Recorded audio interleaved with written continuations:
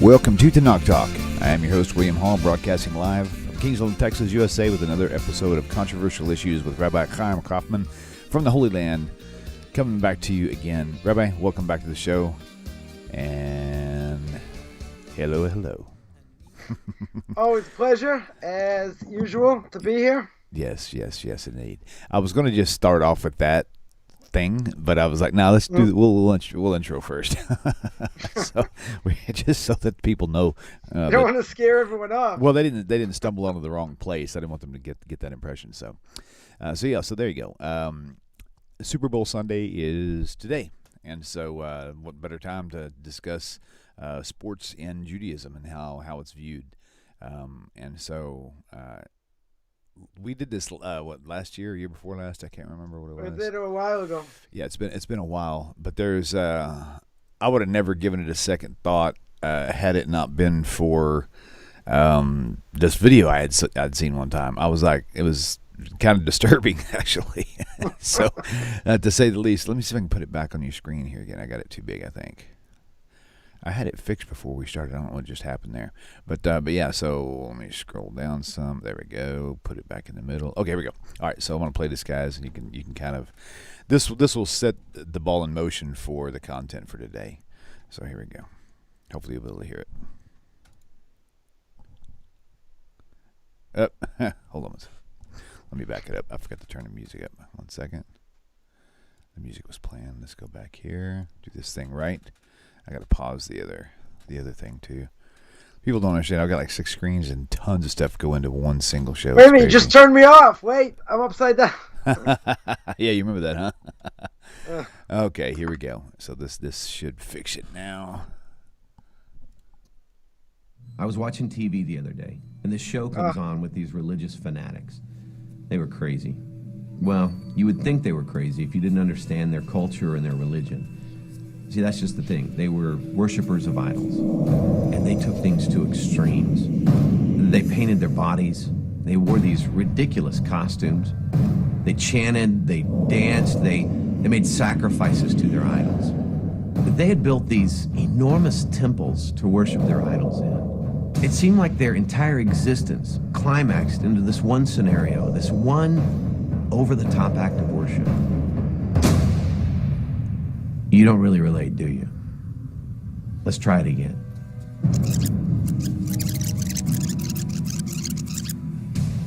I was watching TV the other day, and this show comes on with these religious fanatics. They were crazy. See, that's just the thing. They were worshipers of idols, and they took things to extremes. They painted their bodies. They wore these ridiculous costumes. They chanted, they danced, they made sacrifices to their idols. They had built these enormous temples to worship their idols in. It seemed like their entire existence climaxed into this one scenario, this one over-the-top act of worship. Idol worship. It's not just about golden calves anymore. Wow. That is deep. Now, ask me. Go ahead and ask. That's all you have to say. I don't think we have to even comment on that, do we? Go. Yeah, you want to know if I'm going to be watching a Super Bowl today? I am, actually. But the less. What do I feel? I'm only talking to myself. You never listen. Never. These are for you. All these shows. Come on. Oh my gosh, that's funny. Anyway, yeah, definitely a sensitive topic. That's why this is called, controversial issues. I mean, it is super controversial, no doubt about it.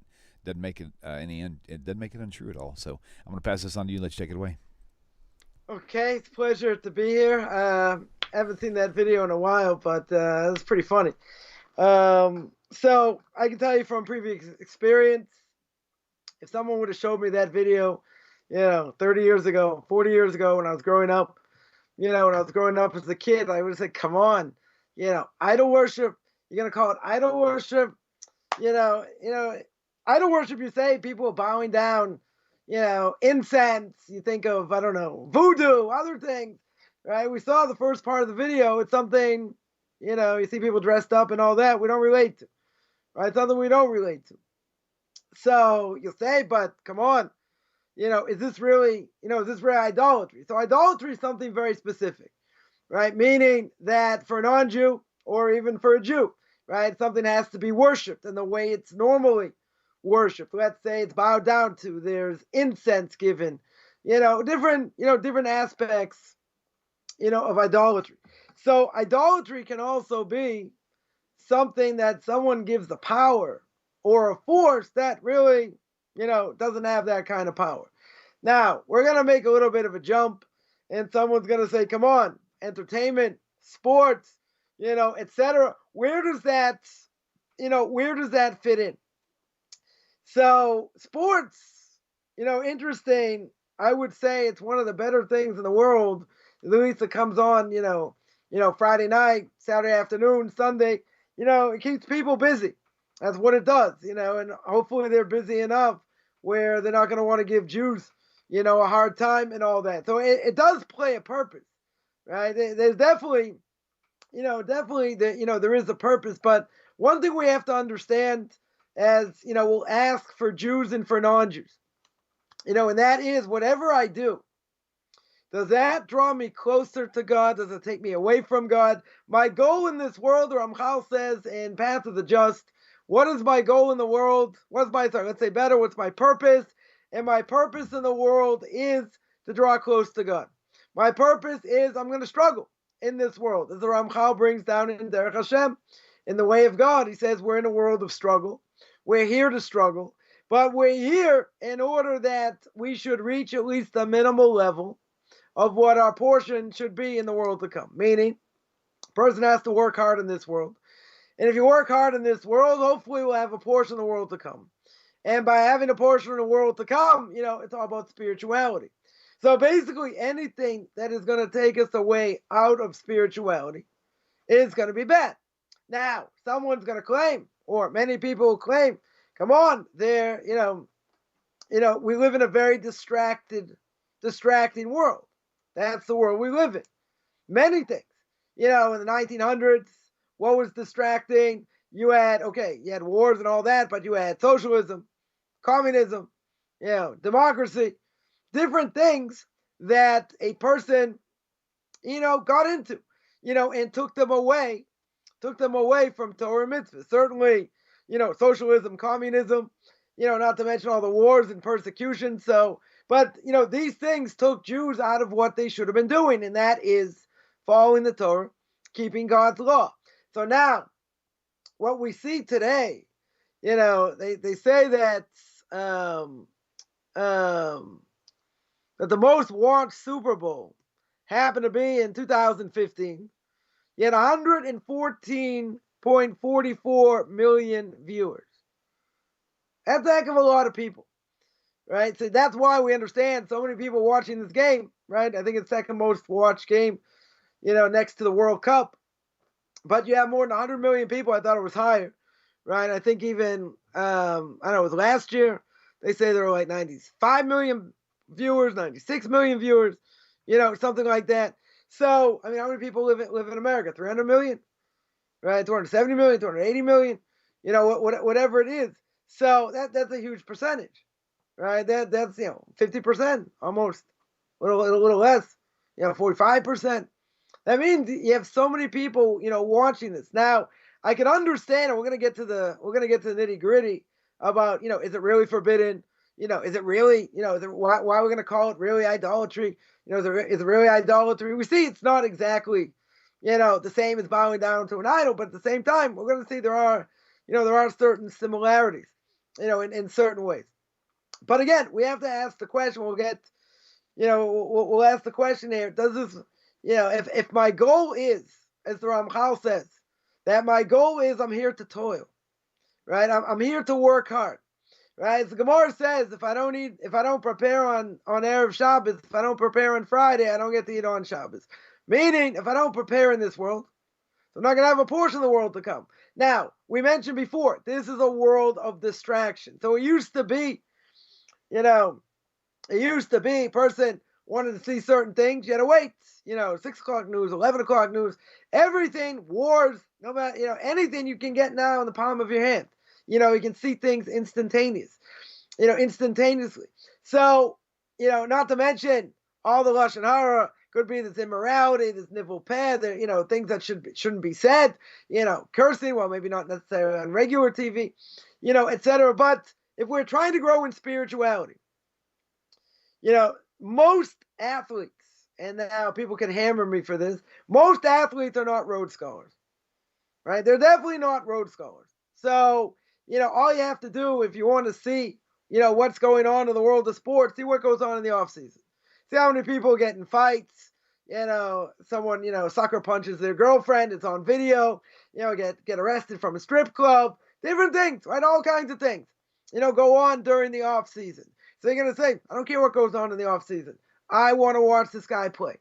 I want to watch him shoot a ball, right? I want to watch him throw a football, kick a soccer ball, hit a baseball. What difference does it make what the person does, off field? And let's say the person's an actor. He does all kinds of things, right? All kinds of terrible things. So what? People want to pay to see him beat up people, shoot up people. Who knows? That's what people want, because we live in a world today of fantasy, and fantasy sells, right? Now, you're going to watch the game. It's probably going to be, I would assume, because you don't have so many marquee players here, I would assume it's going to be a game that's not going to be watched that much.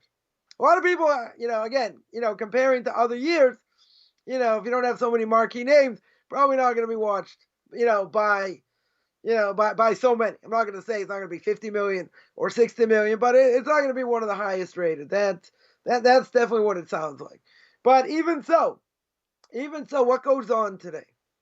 What goes on is you have a whole day. Usually you have a good basketball game, usually 12 o'clock, 1 o'clock. Then you got the pregame show, right? It's going to start at 3:30, 4 o'clock, something like that. Then you got the game. What time's the game starting? 6:30, something like that. Of course, you got the halftime show. Put all kinds of money and effort into the halftime show, not to mention all the commercials. And the commercials, people paying $1 million for half a minute, probably a lot more than that, because it's one of the most watched, events, during the year. But if you look at it at face value, and again, if I was younger, I never would have heard this. Never in a million years, right? But at the end of the day, you're watching people run around with a football. That's what it is. So you can say, but it's entertaining, whatever. So someone once asked me, we used to have season tickets. We had season tickets for years, to see the Boston Celtics. So when I was growing up, it was Bird against Magic. I got to see the Celtics win it in 1984. My father told me we'd sold the tickets, could have made $1,000. I was like, what, are you kidding? Like 15 years old. You're not going to go see him win the championship? Come on. I can't be a fair weather fan over here. They're going to win it at home, and all that. But at the end of the day, does it really matter, right? So growing up with all the hype, and everything else, watching teams, do so well, throughout the years. Patriots were an afterthought. When I was growing up, they were like doormats, of the league, and then became a juggernaut for 20 years. Probably something never will ever happen again, right? In 20 years of, all these Super Bowls and being in the Super Bowl, whatever. So when you look at it in the bigger scheme of things, it's a distraction. Now, someone will say, well, aren't there worse distractions? Probably. So if we break it down for a non-Jew, right, for a Noahide, is there really anything wrong with it? No, right? If there's no immorality, nothing really, no curse words or whatever, none of these things going on, for a non-Jew, it wouldn't be probably an issue. Probably an issue at all wouldn't be. Maybe I'd say a moral imperative, right? We could discuss that. Now, for a Jew, what's the issue going to be? For a guy, he's got an obligation to learn, unless he's got other commitments. He's got to find time to learn every day, right? Maybe in the morning, maybe at night, whatever. He's got to have a fixed time to learn. Now, Sunday, if he's not working, should be a full day to learn, right? Spend some time with his family, but should spend a lot of time during the day, learning, because that's his free day. Now, you take something like this. So would we say for a guy, we'd say, what's the worst transgression over here? If there's no immorality, let's say you don't have cheerleaders, people half naked, which probably not necessarily going to be the issue. But let's say you wouldn't have that as an issue. So what's the transgression? So at best, we could say the person is just wasting time when they could have been learning. Right? That's probably the worst transgression. Now, if you break down that transgression, see, this wouldn't apply to women. So women can be sports fans, even, Jewish women, they want to do it, they don't have an obligation to learn, right? They have to know their laws, and the laws of kashrus and Shabbos and different things, right? But they don't have an obligation to learn Torah, per se, like a guy does. So she could watch all day long if she wanted to. There were no issues. But see, there's a Jerusalem Talmud that says that God can be mavater, God can look the other way on immorality, idolatry, and murder. In other words, these are the big three that a Jew has an obligation to give up their life anytime, any place. So if a non-Jew or a Jew put a gun to your head, and they would say, I want you to bow down to this guy in the stick, right? A reference to JC, or a short little fat guy, Mr. Buddha himself, they say, hey, I want you to bow down to Fatso or die. Now, they're probably not going to do that. We can make fun of idolatry, right? So we're going to call him Fatso over here. They say, okay, bow down to Fatso over here or die. So according to everybody, a Jew has an obligation anytime, any place to give up their life. They have to give up their life. If they don't, they transgress the Torah prohibition of not sanctifying God's name. Now, a non-Jew, that doesn't apply. Sanctifying God's name is a technical thing by a Jew. Doesn't apply, by a non-Jew. But the Jerusalem Talmud says, that was just by way of introduction, the Jerusalem Talmud says God's willing to look away from all three. From immorality, murder, and idolatry. He's willing to look the other way. But if someone had the opportunity to learn, right, by bittul Torah, wasting time when a person could learn, that God does not pardon. That God does not look the other way. Now, you're going to say, okay, I'm not a machine. Can't learn all the time. Maybe my mind will turn to mush, maybe. Right? But at the same time, if a person had an opportunity to learn, that's what we're talking about. You have a certain amount of time to learn, and you waste your time instead of learning. You're doing something else. You're doing something else where you're wasting time. You fill in the blank, whatever that is, that a person's wasting time. So therefore, God does not look the other way on such a thing, which is a tremendous novelty over here. And the reason is because I can understand. I mean, why is it very hard to understand? Because you thought, if a person's wasting time when they could have learned, that's not something you have to give up your life for. That's not something you're killed for, right? When it comes to murder, idolatry, and immorality, those are all things you have to give up your life rather than transgress. This isn't something like that. But we see the importance of learning Torah, right? They say, fine, I'll learn my Torah in the morning. I'll spend a whole bunch of hours in the morning, and I'll do whatever in the afternoon, right? So, I'll watch something, whatever it is, right? I watch the game, I'll spend it all day. I'll spend all afternoon, and at night, maybe I won't watch the halftime show, go pray afterwards, come back, watch the end of the game, maybe watch the highlights and whatever, presentation of the trophy. It'll be late at night. So a person's going to say, okay, I wasn't going to learn anyway. So what's the big deal? Now, imagine God's watching this whole scenario, right? So God's watching everything going on. And what does he see? He sees somebody that really, really deep down, they want to do the right thing. They want to go in the right path, but they stumble. So someone had mentioned today in my class earlier, someone had said, but nobody's perfect. No one's going to, reach 100% their full potential. It's not like people don't make mistakes. So we want to minimize mistakes. We want to try and reach whatever potential we can. But it's true, because King Solomon says in Proverbs, no one ever been around, no one in this world and hasn't sinned. Right? I think actually it's in Ecclesiastes. It's either Ecclesiastes or Proverbs, right? That he says that. So there are only 4 people who have died in the world because of the sin of Adam and Eve. Right? They pretty much they had to die because there was a decree of death.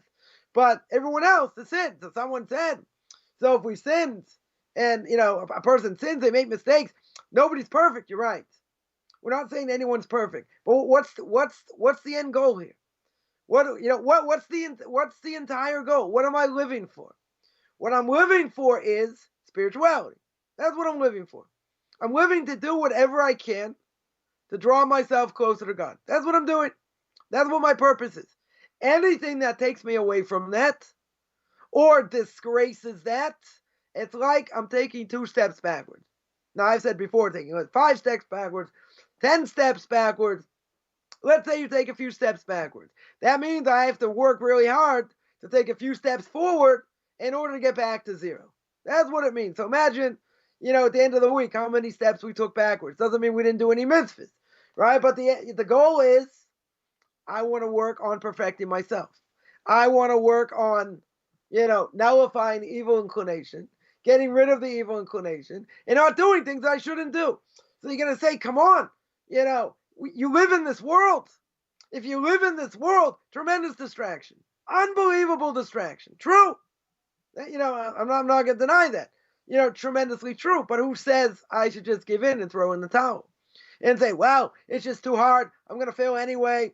What's the difference? The difference is that a righteous person, they may get knocked down 7 times, but they get up. Doesn't matter if they failed. They say, okay, the evil inclination got me today. You're not going to get me tomorrow. I'm going to work twice as hard, and the evil inclination will come a different way. Try and trap us. Fine, but the evil inclination has it so easy today. So easy, because people are so steeped in the secular world, right? In general, most people who are going to listen is going to say, you're off your cotton picking head, right? That's why we do controversial issues. You're off your cotton picking head. I would have said the same thing. Many years ago, I would have said the exact same thing. You want to tell me it's idolatry? You want to tell, it's fun, it's enjoyable. What am I losing over here? Right? Well, how is it affecting me negatively? Right? How it affects me negatively, or potentially can affect me negatively, is to hear what people say. Let's see how they act.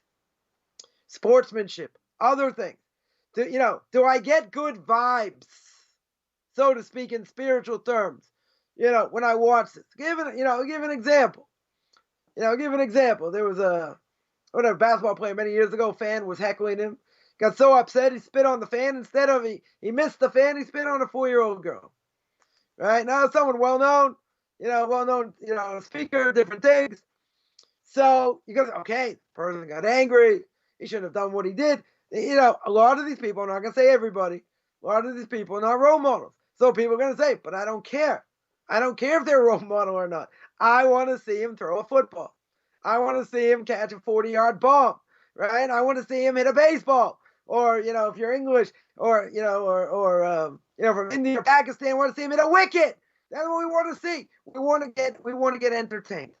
So you're gonna say, so I want to see, in my day, what are one of the new things that came out? It was God forbid you sit and watch TV by yourself. Got a couch potato. They're sitting there right next to you. God forbid you watch by yourself and you feel lonely. You got someone, you got a bag of popcorn, right? The whole thing, right? The whole entertaining thing. So again, people are going to say you're off your cotton picking head.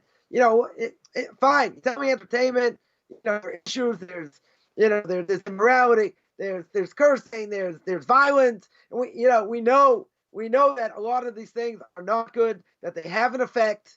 We record everything. The soul, let's say better. Just like we're recording now, right? I hope it doesn't get knocked out here, right? Murphy's famous last words. So, as we're recording, our soul records everything that we see. So there are certain things, let's say 20 years ago, 30 years ago, you probably never would have thought of. All of a sudden, something triggers in your brain and it comes out. You say, I was never thinking about that. Bud Bowl, right? I was thinking about Bud Bowl. I remember that, during the Super Bowl. They had these stupid things with Bud beer bottles playing football. It's like, it's a crazy thing. People remember all kinds of things, maybe from their youth, when they were teenagers, things they saw. I see people put up, what was the scariest movie you ever saw?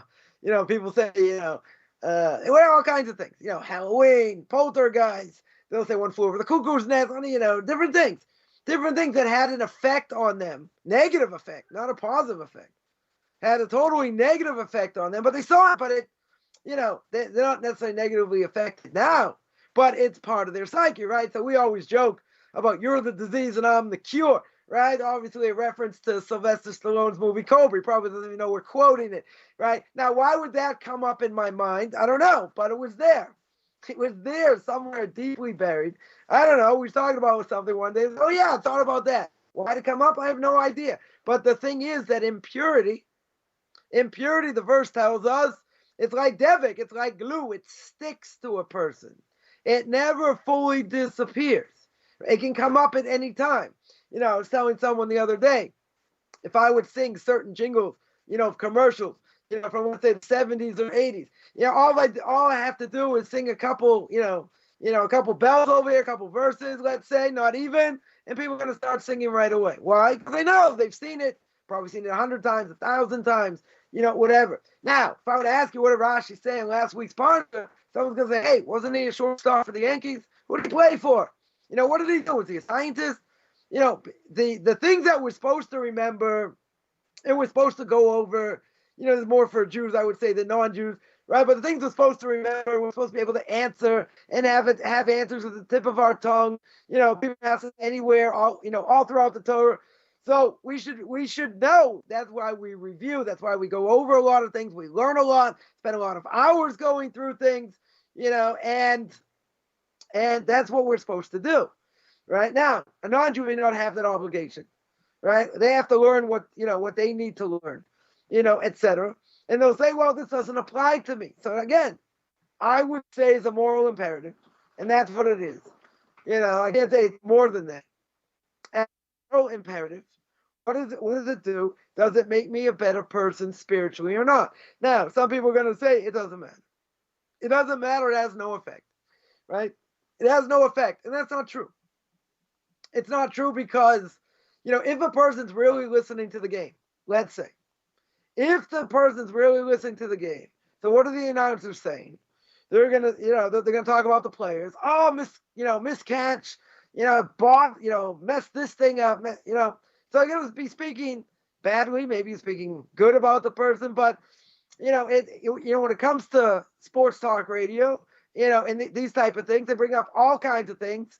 That what are they going to speak about? They're going to speak about any number of things has to do with the player, the coaches, and what they're doing and what they're saying, and all these things. So is that going to be something good? Maybe, maybe they're going to have praise for somebody, etc. But probably a lot of times lashon hara, sorry what they're going to say. So how are you allowed to listen to that?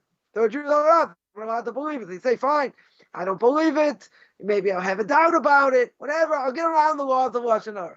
For a non-Jew, doesn't apply, right? Normally, right? The laws of lashon hara, speaking badly against others, don't apply. But the question is, if a person's around this enough, it affects them. It affects them even if they come on. You think I do this? You think I say that? It has an effect. It goes in. And when something goes in and is part of a person's psyche, right? If it's part of a person's psyche, there are things like I can show my ignorance, when it comes to sports, where people have said things, on air, and they got canned for saying certain things that aren't politically correct. I had a career 20 years, etc. And then they make one comment over, right? Get totally destroyed. Now, I'm not saying the person necessarily should have said it, right? But even if it's a true statement, there are things in public you can't say. You're not allowed to say even if it's true, right? Even if it's true, and there'll be a debate. There'll be a debate whether something like that, if a person's going to say something, and they're going to say, oh, that's a racist thing. But let's say,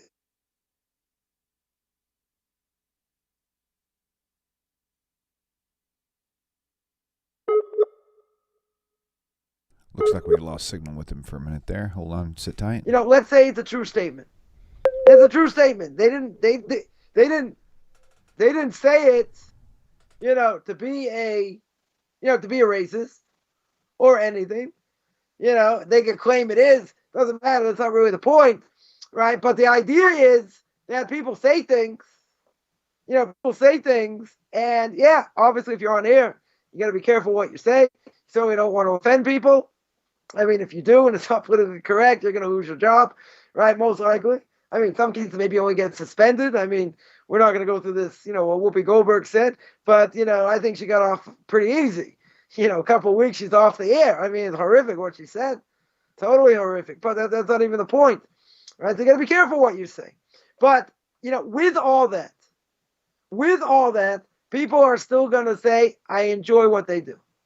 I enjoy what they do, right? I enjoy the way, the way he hits the ball, the way he throws it, the way he shoots, all these things because it's enjoyable. It's fun, No one is going to deny that unless you're not into sports. At the same time, they're going to say, I don't care what the person does in the off season. That's not my problem. That's not my problem. Whatever the person does, and he gets caught and whatever, that has nothing to do with me. Now, if you're a Jew, you cannot compartmentalize here. You cannot say, in general, I support how he plays, not what he does. Now, we can say that by certain acts. If the Torah says that if a person's a homosexual, that the act itself is an abomination.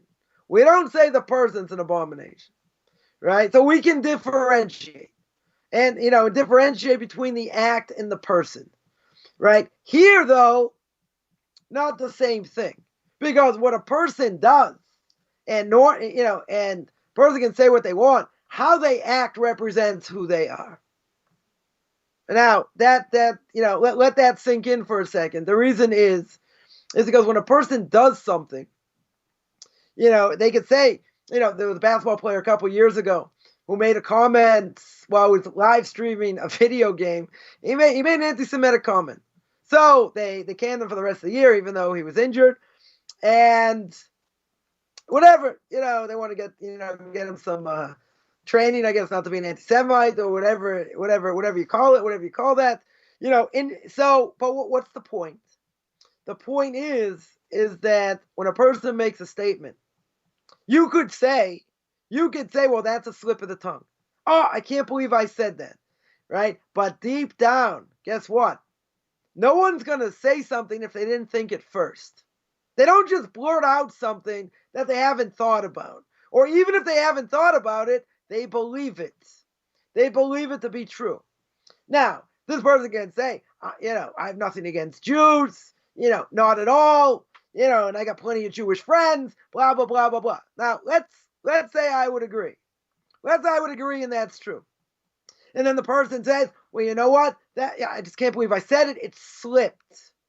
See, within Judaism, if a person thinks something, which is a scary idea, if a person thinks something, it becomes part of your psyche, unless you work like a dog to get rid of it.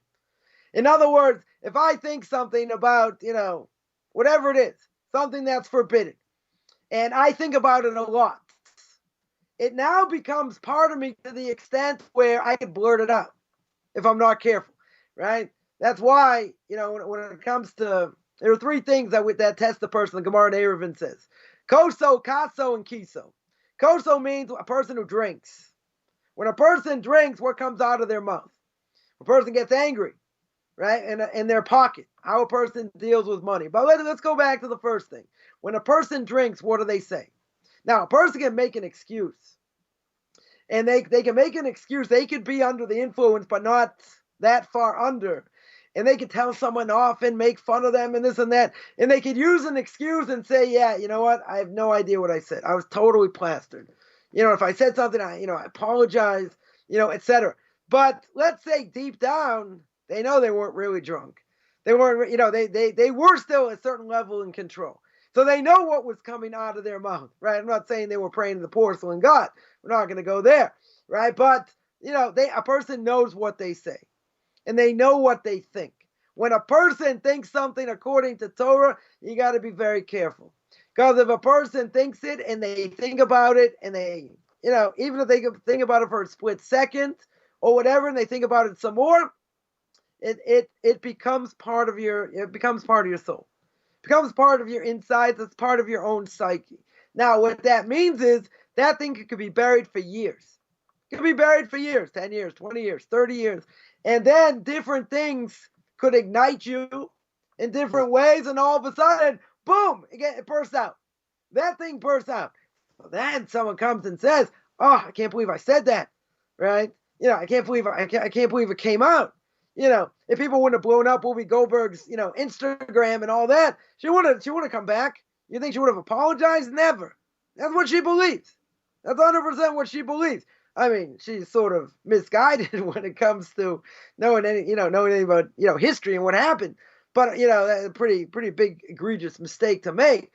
But even so, that's what she thinks. And she didn't back down either. Anyone who watched the clip, she didn't back down. She held what she held until they hammered her, until they suspended her. So a person can say something, and you can say, "Oh, I'm sorry I said that, but it came out." See, that's why a person has teeth and has lips. That's what the tongue. Sorry, that's what the Gemara says. When a person, God forbid, is going to speak badly against something else, at least you got a way to stop yourself, right? You got your mouth, you got your tongue, you got your teeth, and then if that doesn't work, you end up spilling out whatever you're going to say. But a person, when they make a statement, and it could be a racist statement, it could be lashon hara, it could be any number of things. That's what the person thinks. It's not just, oh, that was a slip of the tongue. There's no such thing as a slip of the tongue. It could be it came out at the wrong time. Yeah, that's true, but that doesn't mean you didn't think about it. And it doesn't matter how long you thought about it, because once it's part of your psyche, that's a whole different thing. Then it's a lot more difficult to keep inside, because then you got to guard yourself that much more. Because if you're in a compromised situation, i.e., let's say you drank, let's say you had what to drink or whatnot. So now you're under the influence. So if you're under the influence, so now you're less inhibited to say things or to do things, right? But let's go back to saying things. If a person's inebriated, to whatever extent, you're not going to be inhibited to say so many things. You're not going to worry about what you say because you drank. People understood you drank. But if someone makes like such a statement, maybe they'll shush them down and say, you can't say that, blah blah blah. Even the person, is drunk or whatever. But you see, it's there. It's unless a person really, really fights to get rid of it, and the evil inclination doesn't let up, because it can come out at any time. So when someone says, "Oh, that was a slip of the tongue," no, it was there. You thought it before. I don't care how long. You thought it before. It now became part of your psyche. Once it became part of your psyche, it's there. The only question is, when is it going to be recalled? Right. So there are many things our memory may not have thought about, in years. But you know what? It doesn't. All you need to do is trigger certain things, and that memory comes back, and that thing is there. Come on, you think about, I haven't thought about Bud Bowl in years, right? But, think of the Super Bowl, what's the first thing you think about? What's the name association in Bud Bowl, right? That's, you have certain association with certain words, certain actions, different things. So with all that being said, you'll say, now we'll get to the other question, right? The bigger question, is this really idolatry? Now, idolatry, we mentioned, is something very specific. You bow down to something, you sacrifice to it, you made a wine libation towards it, something like that. You did something to show this thing deserves to be worshipped. So now you're going to say, come on. People do not worship sports or movies, or movie stars, or whatever. Now let's think about it. I remember years ago when I was in the States, so there was the Yankees were playing, and they it was in September. And it had to be about 40 degrees out, less, probably about, like 35 degrees. Someone said it was very, very cold and rainy. So the announcer says, look, we got, 15,000, 20,000 people in the stands. Say, wow, what dedication? What dedication? I'm thinking, bunch of idiots. Freezing, right? It's cold. You got football games in the winter. I don't know if anyone remembers in the 80s, this ice bowl that was in Green Bay. It was like, 20 below, 10 below. It was like, snow, ice, all these things. The stadium was packed. Wasn't like it was inside. It was packed. Totally packed. No pun intended. Packers. Get it? Packed. Anyway, no pun intended. But you have something like that, and people say, wow, that's unbelievable. That's, in my opinion, for whatever it's worth, that's insanity. You can say, fine, watch the game at home. But these places they fill up. Again, if your team's not that good, I understand. So they're not gonna pack the place. But someone once asked me, they said, well, would you consider, if you became, religious, would you consider, going to a Celtics game? So I said, watching people in shorts and tank tops, I go, just doesn't do it for me anymore. And the person said, I get it. So it makes sense. Whatever. I think they were humoring me, but, okay. It's just, okay, a person may love the sport, this and that. These places are packed. So I would say it's not a bad thing, because if people aren't watching sports, what are they going to do? Forget about enjoyment. What would they be doing if they weren't doing this? Right? Stop people, keep them off the streets, keep, a little more sanity, maybe in the world, or maybe it adds to violence in different ways, whatever it is. But it's incredulous. Forget about people dressing up like we saw the video. It's pretty funny, actually. But, there are people really into this. And you got bars all over the place that, they're playing the game, people yelling and screaming, cursing, at the TV and, and this and that. You see videos like, this person's, quarterback just threw an interception, game's over. You see someone, take their 40-inch screen and just like throw it out the window.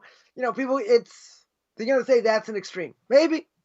Right? Maybe it's an extreme, but, when people follow things religiously, and that's, and what's the first part of the paper they look at? The sports page, they're looking at statistics and whatever, some more, some less, there are people really serious into this. So now, how could you call that idolatry according to the definition? According to the definition, it's not idolatry, right? Wouldn't necessarily call it idolatry, according to strict definition. But you know what? It takes God right out of the picture. That's what it does. Right? It's all about what I do and how I do things. So therefore, you're giving it power that it doesn't have. Money is a similar thing, right? The more money you have, what they say here in Israel, balamea baladea. The one who's got 100, he's got the opinion, right? So if you got money, people want to hear your opinion. Like, who cares? People are gonna have a ton of money. Right? I was mentioning earlier. You can have actors, you can have, sports players, whatever. And, they're going to give their spin on politics and different things. Well, what in the world do I care what they have to say? Just because they have money, they're put on a pedestal to be able to speak about certain things. Nobody cares. Nobody cares what they have to say. There was a Jewish actor, I hope he's not Jewish, but whatever, made all kinds of comments about Judaism. What in the world does this guy know that I would even take seriously? He doesn't even know the Aleph base. Can't even read Hebrew, for goodness sakes. He's going to tell me what the Torah says? That's because he's got money and he's a director and he's different things. Right? So these other people also. They're going to say, nah, we don't idolize them.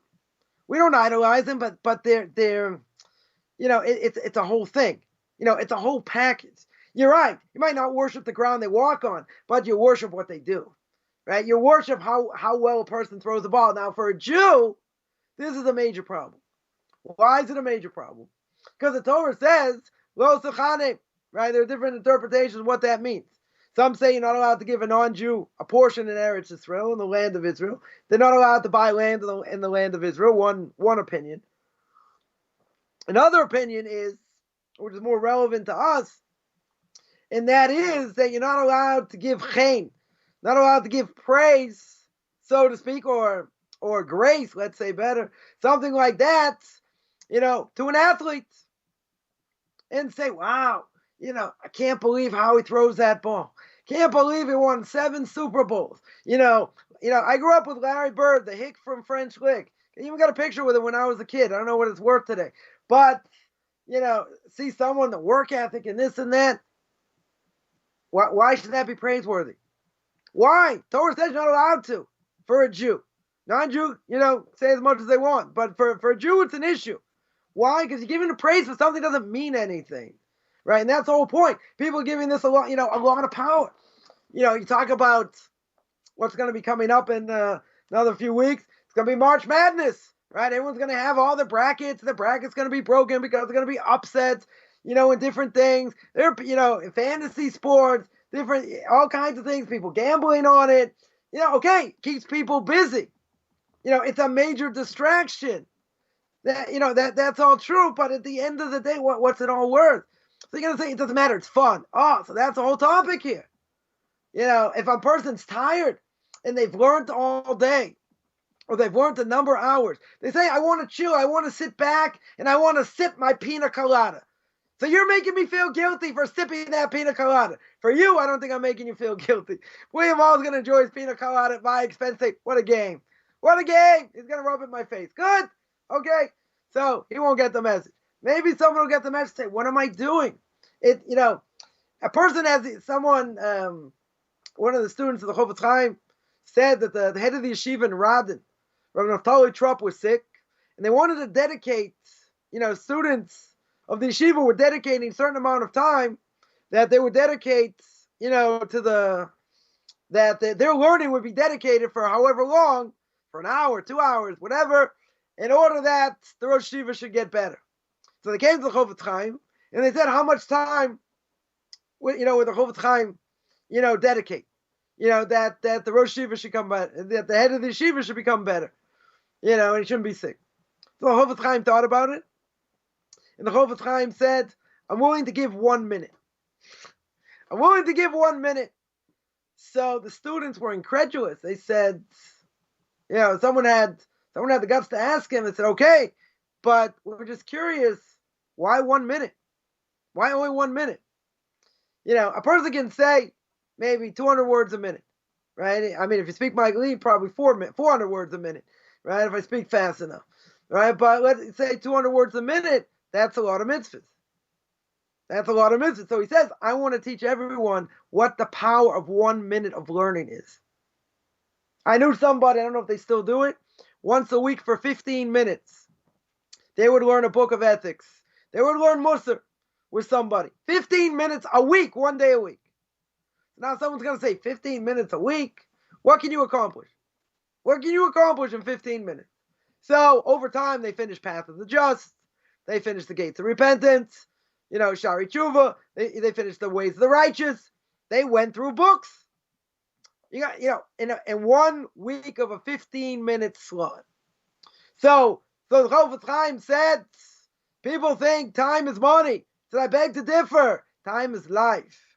So if time is life, which we mentioned many times, that King David says, a person in this world gets 70 years. If he's got strength, he gets 80 years. Anything over that's a bonus.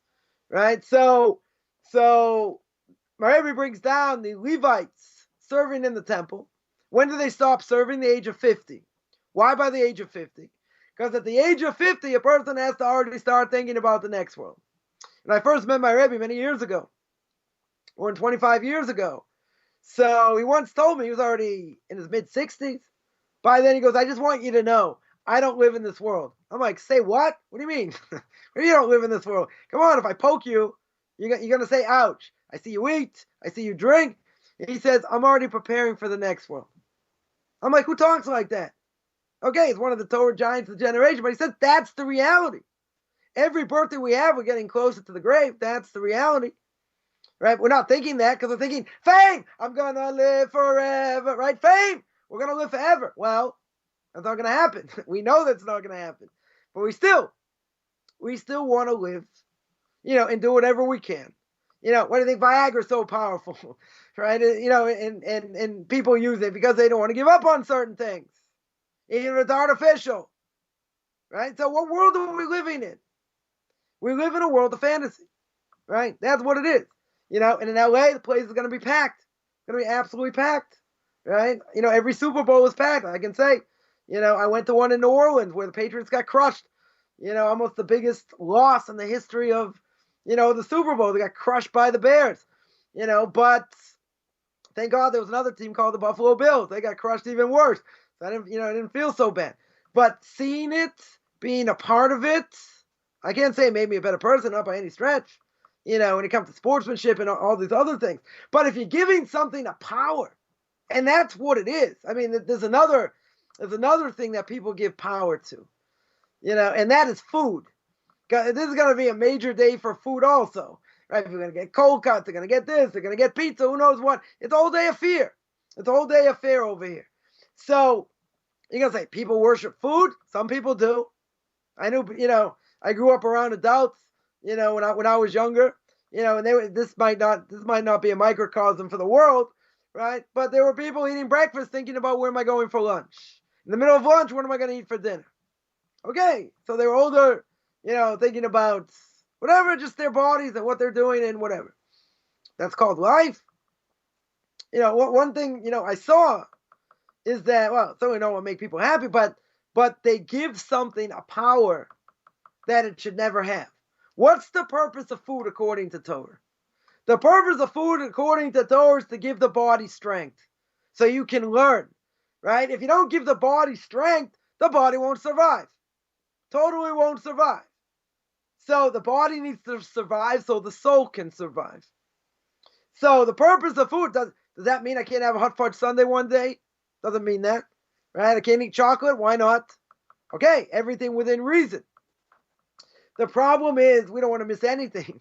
We want to stuff our faces, want things that aren't healthy. Nobody wants to exercise, and it could cost a person years, years of their life. Exercise in some communities may be, a four-letter word. But, you got to get the endorphins going, not me, because I'm the Energizer Bunny, so I don't really need to do that, right, in general. But, a person needs exercise. Body needs to be healthy, right? That there's no question. The problem with all these things is we just atrophy. We just sit there and watch a box or watch a screen, right, or something like that. That's what happens, and it chews out the mind. There was a study done many years ago, which they didn't come out and prove it, but they wanted to say that the more a person watches, let's say, movies and TV and all that,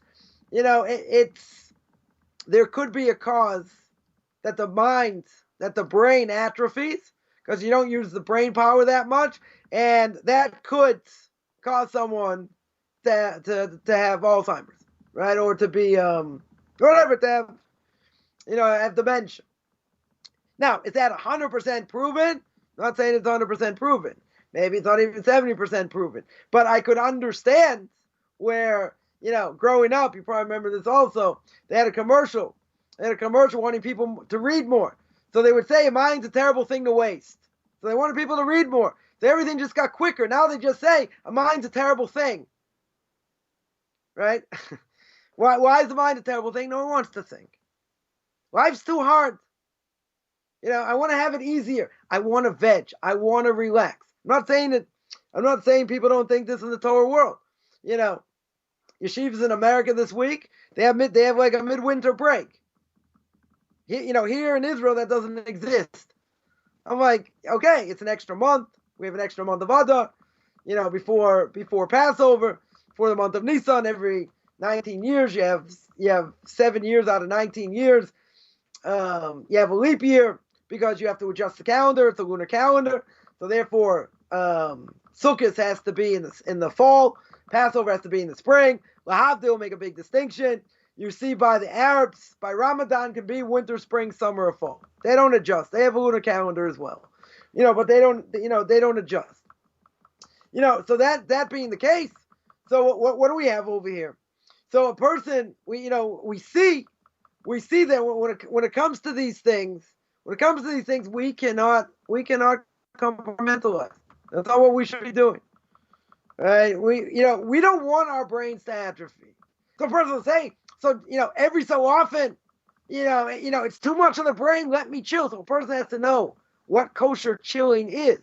But, a person is going to say, we're not machines. We're totally not machines. But I would say like this, with all the information, all the great information I have about sports, TV, and movies, all that information, imagine if it would have been focused on Torah. I would have been one of the Torah giants years ago. No offense to any of the Torah giants, and that's not ego. Because it's all wasted time. Hundreds and thousands of hours. Of things that don't matter. Do I care about that? Right? I mean, when I was engaged to my wife's from Philadelphia. So it's the middle of like a rainstorm. So we went by the Philadelphia Art Museum. Anyone knows the story about the Philadelphia Art Museum? That's where Rocky ran out. So I said, all right, stop the car. They're like, what are you talking about? I was like, stop the car. I want to get a picture. The Philadelphia Art Museum. So I sang the music to myself like that, like in the rain. They thought I was like absolutely out of my mind, right? If I got the picture, okay. But these things are there. Does it matter? Yeah, he won the fight. He won the fight. This, that. So you got to say it's classic. There are plenty of things out there that are classic. Doesn't make you a better person. Not at all. Right? So it doesn't make you a better person. So what am I here for? Am I here for fantasy? Or am I here to be the real deal? Am I here to be an Ohide, a JIT, a Jew in training? Am I going to go through conversion or not? That's the real deal. That's what we're here for. We're here to toil. We're here to struggle. Now, someone's going to say, wow, this might be such a great game. Maybe you have 100 million people. 100 million people watch that. 33% of America, let's say, and even outside of America, so let's say it's less. Let's say it's like 28%, 5% anywhere else, whatever the stats are. That's a huge amount of people, to watch a game. It's a game in the end, but it's not just about the game. See, this whole thing is a whole day, right? They used to have Celtics Lakers every, on the day of Super Bowl Sunday, or they have like one of these marquee games in basketball before the game, because it's a whole day affair. You got this great basketball game, you got the pregame show, you're already stuffing your face most of the day, right? It's all part of the fun, right? So the question's going to be, am I going to give that kind of power? Am I going to say, you're right, I'll take fantasy, right? Fantasy's okay. So I would say, you know what? We live in the real world. The real world is, as beginning of chapter 16, book of Leviticus, chapter 16, verse 1, the Rabbi Chaim Kadosh, one of the great commentaries, brings down about the sin of Nadav and Avihu. And he said, why did these great people die, the sons of Aaron? Because when you're too close to the king, and you're really close to the king, guess what? You can get burnt. You can get burnt. That means your actions matter. So now I would say like this, as we're winding down here, right? I would say that what would someone rather choose? Would someone rather choose that I'm going to get judged for the way I think if you're a Jew, for what you see in all your actions, or would I rather take fantasy? Now, some people say, I'll take fantasy. Fantasy is a lot more fun. Would I rather eat seaweed and bran or have a hot fudge sundae? Well, that's easy. Bran, right? Of course I want the hot fudge sundae, right? But in the end, if a person realizes what I'm doing here, and my actions matter, even if I might get zapped, even if I'm close to the king and I might get zapped, but guess what? You got an opportunity to be close to the king. Everything else is just fantasy. And the more fantasy, the more a person sees, the harder it is to learn, right? It's just more images, video games, everything being flashed at you. It used to be, you throw out this crazy statistic. What was the person's attention span years ago? 6 minutes. Why 6 minutes? That was the amount of time it took to do a commercial. 6 minutes, right? Go back some of these, like, Mikey and Life cereal commercials, these other commercials, 6 minutes. Today, they just flash images, left and right. That's what it is, because people don't have attention spans anymore. And if you don't get them in the first 10 seconds, you lost them. And it's all about money, right? It's all about advertising. So, a person may understand that, but you're going to say, you know what, I'm going to watch the game anyway. So that's the question. That's the question. What do we want out of life? And the more I tap into that, the harder it is to fight against it. It attaches to you like glue. And that's why we hold that, it certainly could be idolatry, because you're giving something a force it should never, ever have. Is it fun? Oh, yeah. If you're into sports, it's a lot of fun, especially if your team wins a lot. And even if they don't, there are people into sports anyway. That's why during COVID, right, and with this, that during COVID, people were so desperate, they didn't have professional sports in America. People were watching Korean baseball. I know how good Korean baseball is, right? But, people got desperate because they didn't have, what they want. And that, and these stadiums that a lot of these franchise, whatever, they're making a mint. They're making an absolute mint, on concessions and T-shirts and, and advertising and TV and media, and all these things, because it sells. It totally sells. And they're hitting the lowest common denominator. That's what people want. So for a Jew or a JIT or, even a Noahide, so you got to think, does this make me a better person? Does it make me closer to God, or not? And if it has negative effects, that's why, we shouldn't have anything to do with any of these things. And that's on the dot.